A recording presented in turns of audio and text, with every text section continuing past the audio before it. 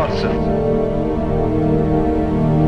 Gaslights, horse-drawn carriages, a fog enshrouded London. Great wealth and squalor exist side by side. Queen Victoria presides over a mighty global empire. It is the greatest period of global expansion in the history of Great Britain. Yet in spite of this, psychopaths like Jack the Ripper stalk the streets, and poverty and crime are endemic. The public needed a diversion, a hero, and Sir Arthur Conan Doyle unwittingly granted their wish when he created what is perhaps the greatest fictional sleuth of all time, the peerless gentleman detective, Sherlock Holmes.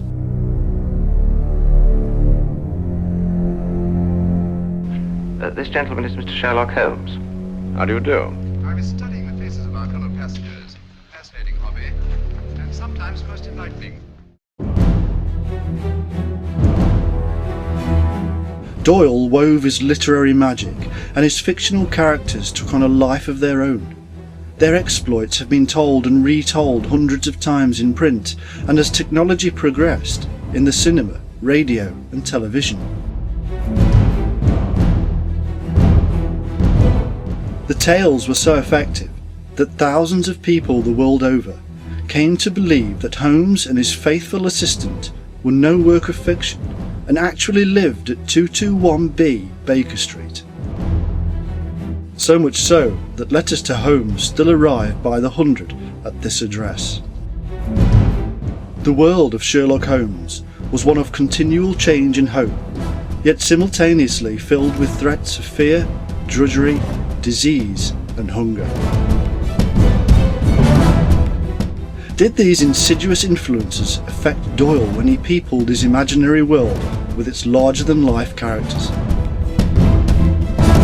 His creation, Holmes, has become better known than his creator. But what of his friend and right-hand man, the enigmatic Dr. Watson? Why did Conan Doyle think his ultra-efficient amateur sleuth would need an assistant? What was the reality behind this rather unassuming and neglected man? Who was he? Where did he come from?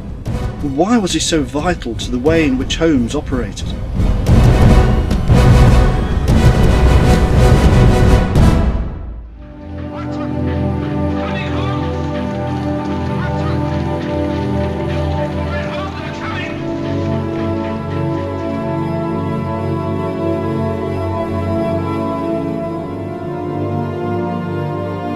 Madam, I'm a graduate of the Royal College of Physicians.